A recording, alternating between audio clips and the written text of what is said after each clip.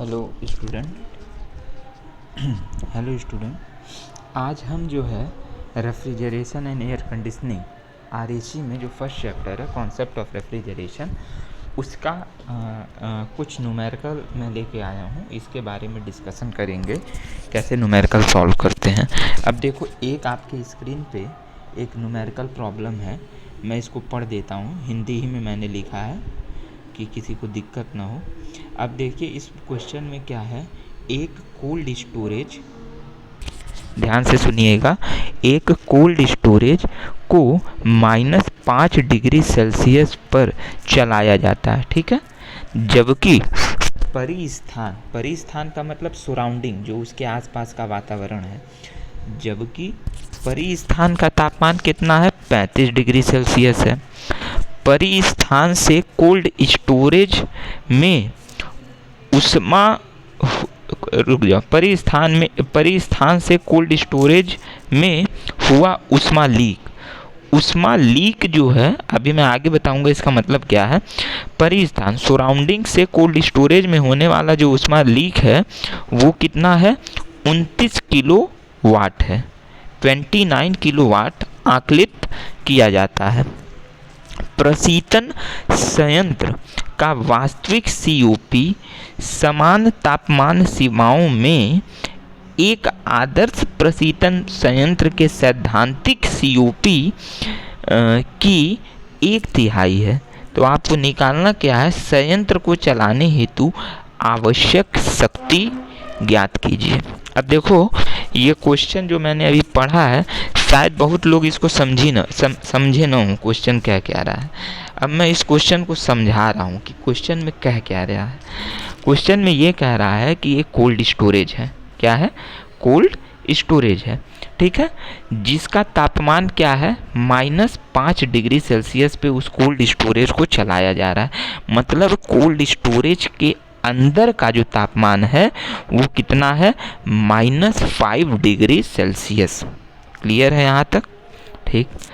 अब कह रहा है, अगला जो पॉइंट इसमें बोला है क्वेश्चन में, परिस्थान का मतलब कोल्ड स्टोरेज के बाहर का जो वातावरण है उसको हम क्या कहेंगे, सराउंडिंग कहेंगे इंग्लिश में। तो उसका जो तापमान है वो है 35 डिग्री सेल्सियस। समझ में आ गया। तो अब इन दोनों स्टेटमेंट से हमको पता क्या चल गया, इन दोनों स्टेटमेंट से हमको ये पता चल गया कि हमारा जो मिनिमम ताप है, मतलब जो न्यूनतम ताप है वो कितना है, और अधिकतम मैक्सिमम जो ताप है वो कितना है। भाई न्यूनतम ताप कितना होगा, -5 डिग्री सेल्सियस जो कम ताप है, और अधिकतम ताप कितना है, वो है 35 डिग्री सेल्सियस। उम्मीद है यहाँ तक क्लियर हो गया होगा। अब अगला इसमें कह रहा है कि परिस्थान से कोल्ड स्टोरेज में हुआ उष्मा लीकेज 29 किलो वाट आकलित किया जाता है। अब उष्मा लीक क्या है भैया, देखो अभी हम रेफ्रिजरेशन पढ़ रहे हैं, तो रेफ्रिजरेशन में क्या होता है, जैसे फ्रिज है तो फ्रिज क्या करता है, जो फ्रिज के अंदर का तापमान है उसको कम करता है, भाई उसको कम करता है, उसको मेंटेन किए रहता है, और अंदर जो भी खाद्य पदार्थ हैं उसमें से उष्मा ले करके बाहर वातावरण में भेजता है। तो ये जो उष्मा का आदान प्रदान हो रहा है अंदर से बाहर की ओर, इसी को हम कहते हैं उष्मा लीकेज। उम्मीद है ये क्लियर हो गया होगा। तो ये जो उष्मा का आदान प्रदान हो रहा है, उष्मा लीकेज हो रहा है, ये कितना है, 29 किलोवाट आकलित किया गया है, मतलब नापा गया है। 29 किलोवाट उष्मा क्या हो रहा है, का आदान प्रदान हो रहा है निकाय से वातावरण में। अब अगला जो स्टेटमेंट है इसमें, प्रशीतन संयंत्र का वास्तविक सीओपी समान तापमान सीमाओं में एक आदर्श प्रशीतन संयंत्र के सैद्धांतिक सीओपी की 1/3 है। अब इसका मतलब क्या है, सीओपी का मतलब होता है वही निष्पादन गुणांक, ठीक है। तो कह रहा है प्रशीतन संयंत्र, ये जो हम रेफ्रिजरेशन सिस्टम है हमारा, उसका वास्तविक का मतलब एक्चुअल, प्रैक्टिकल जो निष्पादन गुणांक है वो इन क्या नाम है, तापमान के सीमाओं पर जो तापमान दिया हुआ न्यूनतम और अधिकतम, ये एक आदर्श प्रतीतन संयंत्र का जो निष्पादन गुणांक है उसका 1/3 है। ठीक है, जो वास्तविक COP है रेफ्रिजरेटर का, वो आदर्श आइडियल COP का 1/3 है। तब आपको निकालना क्या है कि संयंत्र को चलाने के लिए कितनी शक्ति, पावर की रिक्वायरमेंट होगी। अब उम्मीद है कि क्या नाम है, क्वेश्चन आपको क्लियर हो गया होगा। अब इसका सॉल्यूशन देखिए। तो देखो, मैंने सॉल्यूशन पूरा डिटेल में यहाँ लिखा है। मैंने क्या लिखा है, स्टार्टिंग में कोल्ड स्टोरेज का तापमान, इसको मैंने मान लिया T1। ठीक, ये कितना, -5 डिग्री सेल्सियस। इसको हम केल्विन में बदलेंगे, डिग्री सेल्सियस को केल्विन में बदलते हैं तो क्या करते हैं, 273 से जोड़ते हैं। आप देख रहे हो स्क्रीन पे, -5 को 273 जोड़ा गया जब इसमें, तो कितना आ रहा है, 268 आ रहा है, क्योंकि माइनस प्लस माइनस होता है, तो 268 केल्विन आ गया। उसी तरीके से अगला मैंने क्या लिखा है, परिस्थान या वातावरण का तापमान, इसको मैंने ले लिया है T2। ये कितना है, 35 डिग्री सेल्सियस है, और इसको जब हम केल्विन में बदलेंगे तो 35 में 273 ऐड करेंगे तो आएगा 308 केल्विन। यहाँ तक क्लियर हो गया। अब देखो, अगला है क्वेश्चन के अनुसार जो प्रश्न में दिया है, ऊष्मा लीकेज। ऊष्मा लीकेज को ही हम क्या कहेंगे, प्रशीतन प्रभाव कहेंगे, क्योंकि प्रशीतन में ही हो रहा है ऊष्मा का आदान प्रदान। तो ये जो ऊष्मा लीकेज है, ये क्या है, ये ऊष्मा लीकेज प्रशीतन प्रभाव ही है, जो कि आपका एब्जॉर्वर में होता है, प्रशीतन प्रभाव। ठीक है, ये कितना है, क्वेश्चन में दिया ही हुआ था। देखो, ऊष्मा लीक जो है आपका 29 केल्विन है, 29 किलो वाट है। तो यहाँ पे ये जो आपका ऊष्मा लीकेज है, जिसको हम प्रशीतन प्रभाव कहते हैं, ये आपका क्या हो गया, 29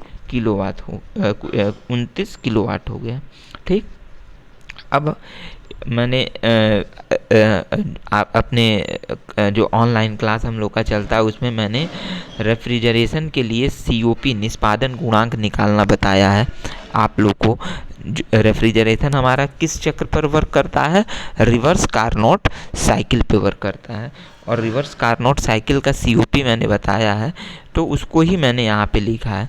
तो सैद्धांतिक जो COP है निष्पादन गुणांक, वो होता है T1/T2 - T1, जहाँ T1 क्या है, वो न्यूनतम तापमान है, और T2 क्या है, अधिकतम तापमान है। अब देखो, T1 T2 की वैल्यू हमको पता है, तो T1 की जगह मैंने T1 की वैल्यू पुट कर दिया, T2 की जगह T2 की वैल्यू पुट कर दिया। तो हमारा निष्पादन गुणांक आ रहा है कितना, 6.7। यहाँ तक क्लियर हो गया। फिर मैंने क्या लिखा है, प्रश्न के अनुसार। अब प्रश्न के अनुसार ये कहा गया है कि वास्तविक निष्पादन गुणांक सैद्धांतिक निष्पादन गुणांक का 1/3 है। ठीक है, तो हमने सैद्धांतिक निष्पादन गुणांक निकाला 6 हमने सैद्धांतिक क्या नाम है, COP निकाला, निष्पादन गुणांक 6.7, और प्रश्न के अनुसार क्या है, जो वास्तविक निष्पादन गुणांक है वो सैद्धांतिक निष्पादन गुणांक का 1/3 है। ठीक है, तो मैंने उसी चीज़ को जो है लिख लिया, वास्तविक COP = 1/3 इंटू सैद्धांतिक COP। तो 1/3 और सैद्धांतिक COP का मान कितना आया है, 6.7 आया है। तो जब इसको हमने सॉल्व किया तो आपका आ रहा है 2.233। ठीक, तो हमारा वास्तविक COP भी निकल गया। अब लेकिन हमको वास्तविक COP तो निकालना नहीं, हमको तो ये निकालना है कि संयंत्र को चलाने के लिए आवश्यक शक्ति कितना ज़रूरत पड़ेगा। तो अब देखो, इसके बाद मैंने क्या लिखा है, मैंने लिखा है, पुनः हम जानते हैं कि, अब हम क्या जानते हैं कि भाई COP जो वास्तविक COP है, या किसी भी COP का फॉर्मूला क्या होता है, प्रशीतन प्रभाव बटे किया गया कार्य, यही होता है। तो वास्तविक जो COP है, एक्चुअल COP, क्योंकि आइडियली तो पॉसिबल है ही नहीं, आइडियली कहाँ पॉसिबल है, जो रिवर्स कार्नोट साइकिल है, जो कि एक आदर्श साइकिल है, उसमें मैंने बताया था ना कि ये प्रैक्टिकल लाइफ में ऐसा जो है साइकिल असंभव है। तो इसके लिए हमने लिखा वास्तविक COP निष्पादन गुणांक बराबर प्रशीतन प्रभाव बटे किया गया कार्य। अब देखो प्रशीतन प्रभाव हमने पहले ही बताया, प्रशीतन प्रभाव क्या है, जो ऊष्मा लीकेज है उसी को प्रशीतन प्रभाव कहते हैं। और ऊष्मा लीकेज कितना है, 29 किलोवाट है। तो प्रशीतन प्रभाव की जगह देखो यहाँ प्रशीतन प्रभाव की जगह हमने क्या लिया, 29 किलोवाट। वास्तविक COP अभी हमने जस्ट इससे ऊपर निकाला है 2.233, वास्तविक COP के जगह ये पुट कर देंगे तो इससे हमको W यहाँ से निकल जाएगा, किया गया कार्य। तो W देखो जब हम यहाँ तीरे गुणा करके सॉल्व कर रहे हैं तो W की वैल्यू आ गई कितना, 13 किलोवाट। और यही आपका क्या हो जाएगा, इस प्रश्न का आंसर हो जाएगा। अब यहाँ कहोगे कि सर W तो कार्य है, तो भैया कार्य किस में आ रहा है, किलोवाट में आ रहा है। और वाट किसका यूनिट होता है, पावर का, सामर्थ्य का यूनिट होता है। ठीक है, ये जो कार्य है ये प्रति सेकंड इतना किलो जूल कार्य कर रहा है। इसका मतलब ये हुआ जो W = 13 किलोवाट आया, इसका मतलब क्या हुआ कि 13 किलो जूल का कार्य कर रहा है निकाय पर 13 किलो जूल का कार्य हो रहा है प्रति सेकंड, इसका ये मतलब हो गया।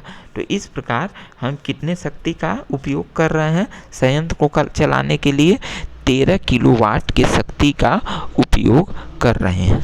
उम्मीद है ये इतना जो है ये प्रश्न आप लोग को अच्छे से क्लियर हो गया होगा। देखिए इस प्रश्न में फिर से मैं हल्का सा बता दे रहा हूँ, ये प्रश्न देखने में बड़ा है लेकिन एक्चुअल में ये है बड़ा आसान। इसमें आपको डायरेक्ट जो है ये प्रश्न जो है आपके COP पे बेस है, निष्पादन गुणांक पे। भाई आपका न्यूनतम तापमान दिया ही हुआ है जो कि कोल्ड स्टोरेज का तापमान है -5 डिग्री। ठीक है, हमने क्या किया फिर उसके बाद जो है परिस्थान जो हमारा सराउंडिंग है उसका भी तापमान दिया ही हुआ है T2 35 डिग्री सेल्सियस। तो हमने सबसे पहले इसमें क्या किया, जो तापमान दिया है डिग्री सेल्सियस में उसको केल्विन में बदल दिया।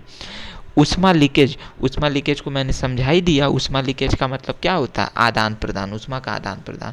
और इसी को हम कहेंगे, चूँकि ये प्रशीतन में हो रहा है, इसके द्वारा क्या हो रहा है, प्रशीतन हो रहा है, ठंडा हो रहा है कोल्ड स्टोरेज। ठीक है, तो इसी को हम कहते हैं प्रशीतन प्रभाव। ठीक है, इसका मान कितना है तो प्रश्न में दिया ही है 29 किलोवाट। तो हमको ये 3 चीज़ पता चल गई। अब इसकी सहायता से हम सैद्धांतिक COP निष्पादन गुणांक निकालेंगे।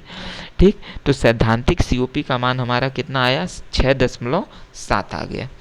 अब चूंकि प्रश्न में ये दिया था कि वास्तविक जो निष्पादन गुणांक है वो सैद्धांतिक निष्पादन गुणांक का 1/3 है, तो हमारा सैद्धांतिक निष्पादन गुणांक निकल गया 6.7। और इसका अगर हम जब 1/3 निकालेंगे तो ये आपका आ जाएगा 2.233। ठीक है, यहाँ तक क्लियर है। अब हम पुनः जानते हैं कि जो आपका वास्तविक COP होता है वो क्या होता है, प्रशीतन प्रभाव बटे किया गया कार्य। अब वास्तविक COP का मान हमको पता ही है 2.233। रेफ्रिजरेटिंग इफेक्ट जो प्रशीतन प्रभाव जो प्रश्न में दिया हुआ है ऊष्मा लीकेज के तौर पे, वो भी हम जानते हैं 29 किलोवाट। यहाँ से हम W का मान निकाल लेंगे और ये जो W आ रहा है यही हमारा क्या है, यही हमारा संयंत्र को चलाने के लिए आवश्यक शक्ति है। ठीक है, तो ये आपका एक प्रश्न क्लियर हो गया। उम्मीद है कि इस प्रश्न में अब शायद किसी को डाउट न हो, और अगर डाउट हो रहा है तो फिर आप क्या कर लीजिए, इसका स्क्रीनशॉट एक ले लो आप और इसको अपने आप से मंथन करो कि इसमें क्या फंस रहा है। इस क्वेश्चन को सॉल्व मैंने पूरा अच्छे से किया है लिख करके कि किसी को भी किसी प्रकार का कन्फ्यूजन ना हो। ठीक है, तो अगर ये चीज़ अभी नहीं समझ में आया तो आप इस चीज़ का स्क्रीनशॉट ले लो। ठीक है, फिर जो आपका ये स्क्रीन पे दिख रहा है फ़ोटो, और फिर उसको क्या करो, एक बार समझो अपने खुद से, तो आपको और अच्छे से क्लियर हो जाएगा। और अगर नहीं क्लियर हो रहा है तो आप मुझे बताओ, तो मैं एक दिन क्या जब ऑनलाइन क्लास लूँगा तो मैं इस चीज़ को फिर से एक्सप्लेन कर दूँगा। ठीक है, तो इसमें परेशान होने वाली बात नहीं है। ये रुके रहो। ये प्रश्न जो है बस देखने में बड़ा है, एक्चुअल में ये है आसान प्रश्न। तो अब इसमें उम्मीद है कि लगभग ख़त्म हो गया होगा। इसमें कन्फ्यूज़न कहाँ था? ऊष्मा लीकेज में। तो ऊष्मा लीकेज जैसे मतलब नाम से ही लग रहा है लीक होना, यानी ऊष्मा का कहीं ना कहीं आदान प्रदान हो रहा है, तभी तो वो लीक कर रहा है। और ऊष्मा का आदान प्रदान कब कैसे हो रहा है? प्रशीतन में। प्रशीतन में जैसे कोल्ड स्टोरेज में अंदर की ऊष्मा क्या हो रहा है, अंदर का तापमान कम करने के लिए अंदर से ऊष्मा अवशोषित करके क्या किया जा रहा है, बाहर को उसका निष्कारण किया जा रहा है, मतलब रिजेक्ट किया जा रहा है बाहर। तो ये ही जो है हमारा ऊष्मा लीकेज, इसको हम क्या कहेंगे? प्रशीतन प्रभाव कहेंगे। बस क्लियर है? तो चलिए, ये जो प्रश्न आपका हो गया, ये आपका एक प्रश्न हो गया। इसके बाद एक और मैंने प्रश्न लिया है, वो आपका ये है। अब इस प्रश्न में देखिए क्या कह रहा है। इस प्रश्न में कह रहा है कि 20 डिग्री सेल्सियस 20 डिग्री सेल्सियस के पानी से 0 डिग्री सेल्सियस पर बर्फ बनाई जा रही है। ठीक है, जैसे पहले पानी, भाई बर्फ कैसे बनाया जाता है? पानी से ही ना बर्फ बनाया जाता है। तो पानी का तापमान आपका दिया है 20 डिग्री सेल्सियस और इसको 0 डिग्री सेल्सियस पर बर्फ बनाए जा रहे हैं। चूँकि हम जानते ही हैं कि पानी का जो है क्या कहते हैं, पानी के वो क्या कहते हैं उसको, रुके रहूँ,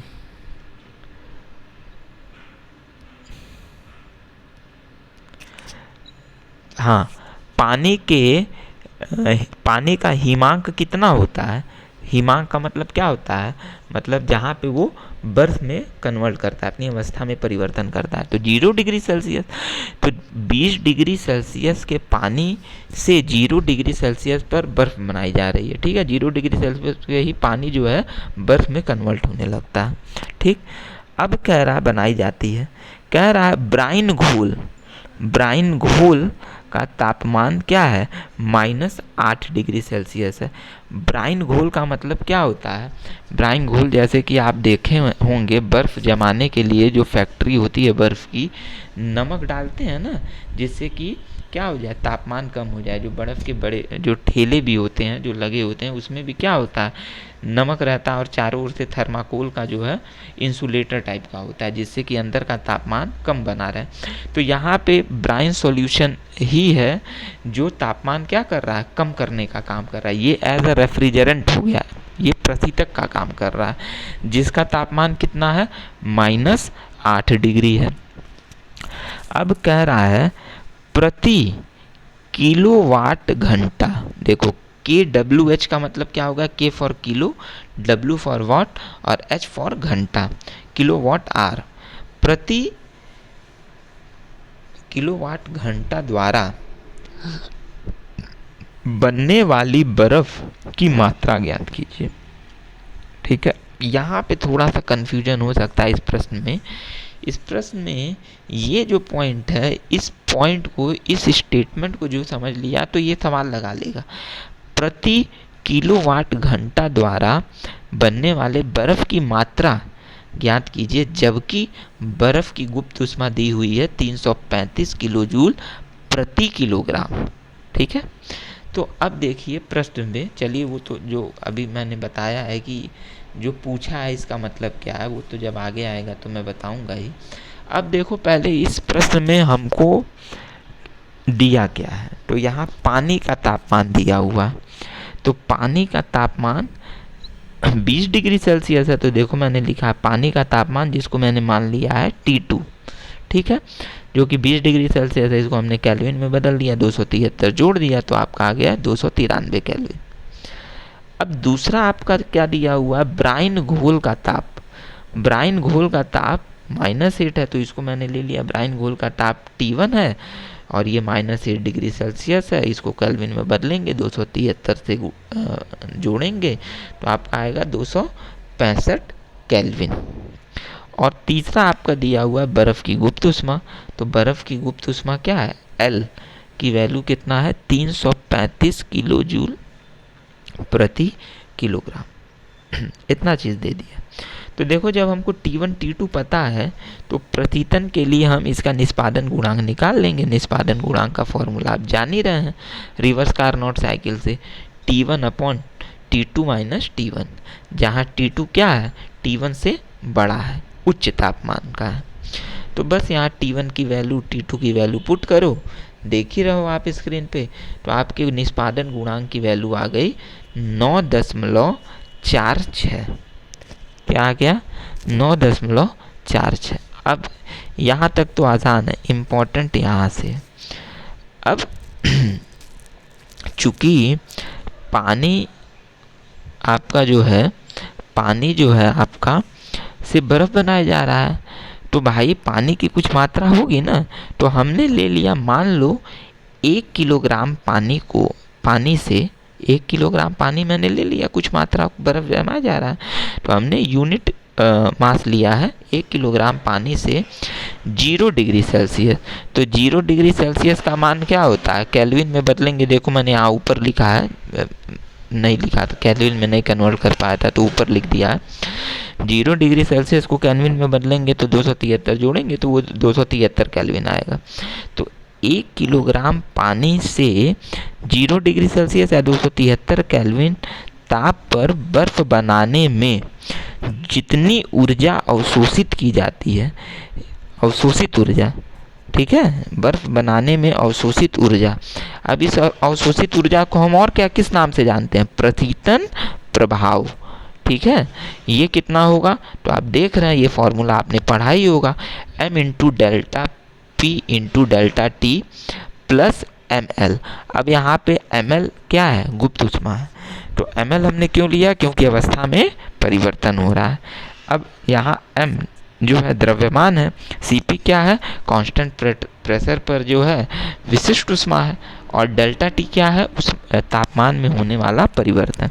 उसी तरीके से m वही है आपकी मात्रा पानी की, और L क्या है, बर्फ़ की गुप्त ऊष्मा है। तो हमको m की वैल्यू पता ही, हमने ले लिया 1 किलोग्राम। Cp यहाँ पे जो ऊष्मा आप पढ़े होंगे, ऊष्मा को कैलोरी जूल ये यूनिट होता है। तो 1 कैलोरी जो है वो होता है 4.19 जूल के, पढ़े होंगे आप, ये तो क्लास 8th 9th में ही है, ठीक है।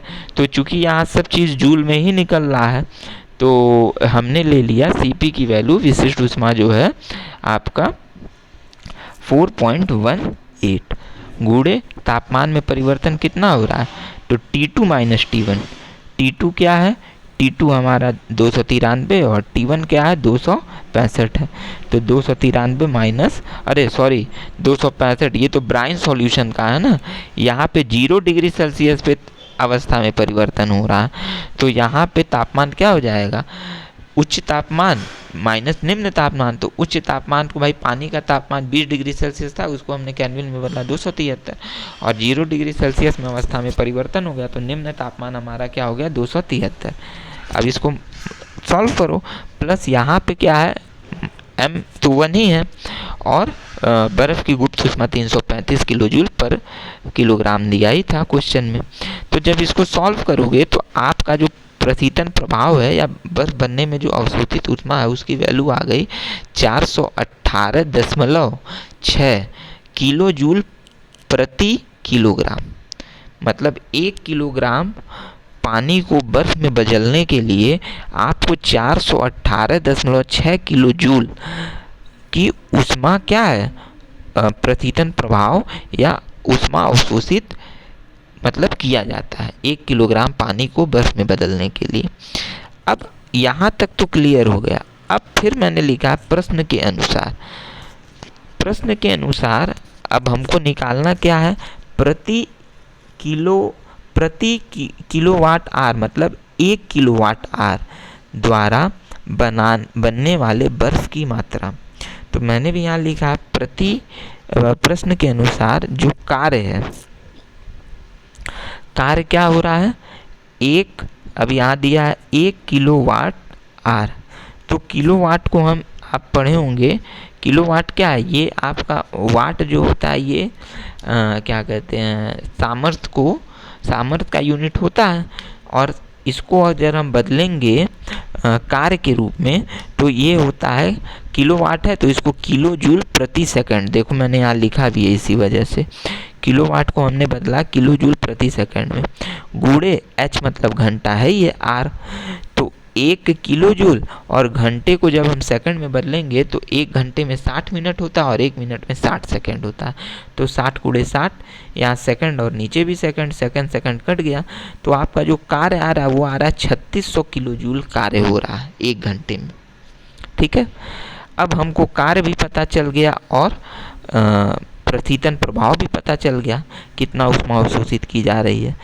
तब हम क्या निकालेंगे, COP निकालेंगे, निष्पादन गुणांक।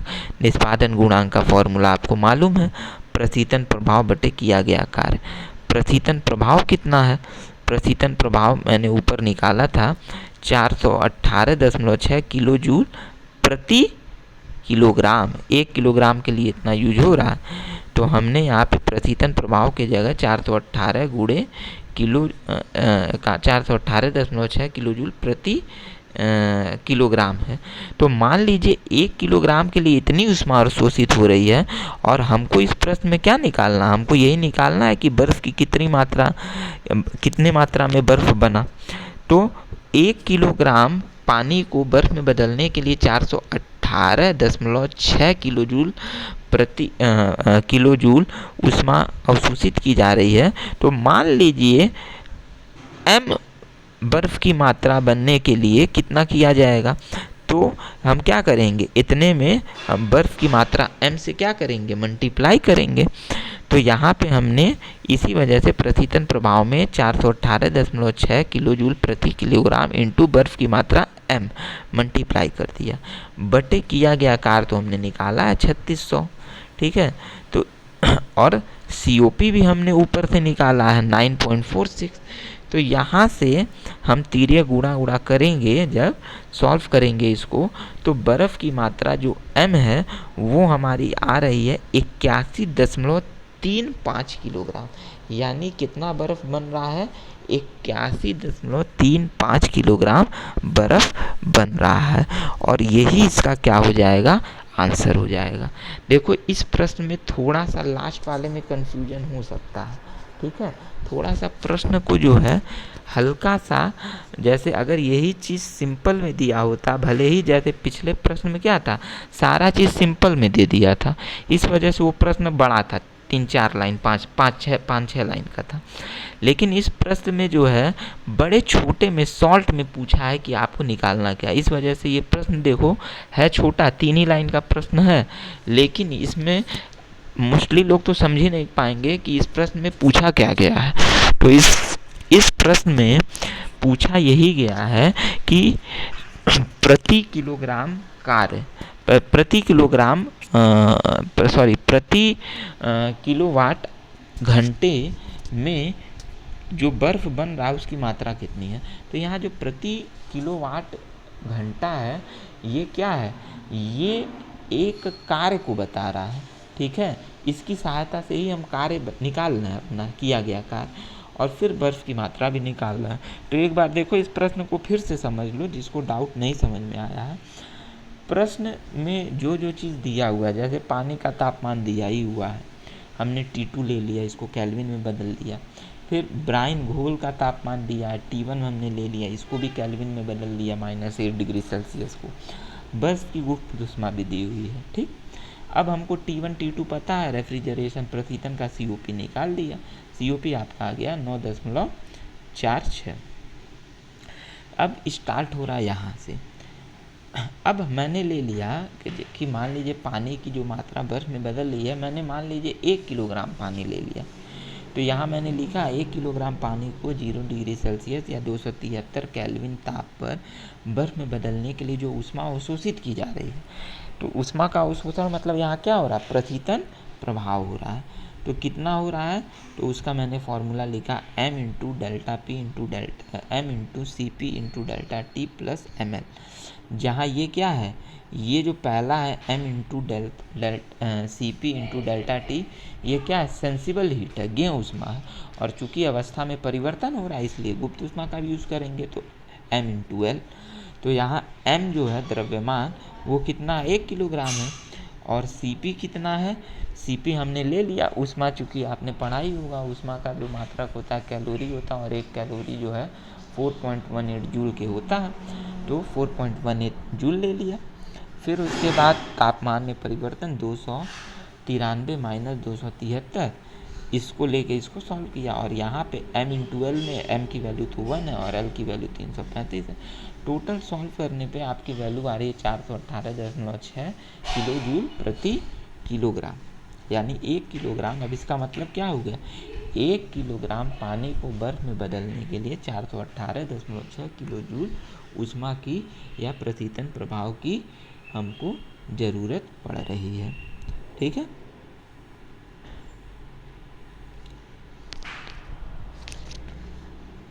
अब प्रश्न के अनुसार फिर क्या दिया हुआ है, प्रश्न में तो ये पूछा गया है कि प्रति का मतलब 1 किलोवाट आर घंटा में बर्फ बनने में जो बर्फ बनती है उस बर्फ की मात्रा कितना है। तो 1 किलोवाट घंटा, इसको जब हम कार में परिवर्तित करेंगे, ये एक्चुअल में किसका यूनिट है, ये आपका जो है बिजली का यूनिट है ना। किलोवाट आर में ही हम 1 यूनिट बराबर 1 किलोवाट आर पढ़े होंगे इलेक्ट्रिसिटी में, विद्युती में। ठीक है, तो 1 किलोवाट आर को तो सबसे पहले हम किलोवाट को हम किस में बदल रहे हैं, किलो जूल पर सेकंड में लिख सकते हैं, तो हमने यहाँ लिखा भी है किलो जूल पर सेकंड, और घंटे को आप सेकंड में बदल लीजिए तो आपका 1 घंटे में 60 मिनट और 1 मिनट में 60 सेकंड होता है, तो 3600।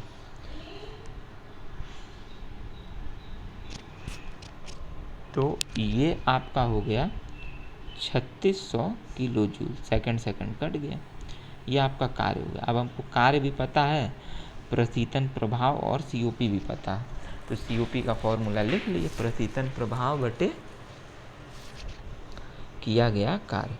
बस यहाँ अंतर क्या है, COP के जगह वैल्यू पुट किया, प्रशीतन प्रभाव, चूँकि यहाँ पे देखो मैंने अभी जो प्रशीतन प्रभाव निकाला है वो किसके लिए निकाला, 418.6 किलो जूल प्रति किलोग्राम।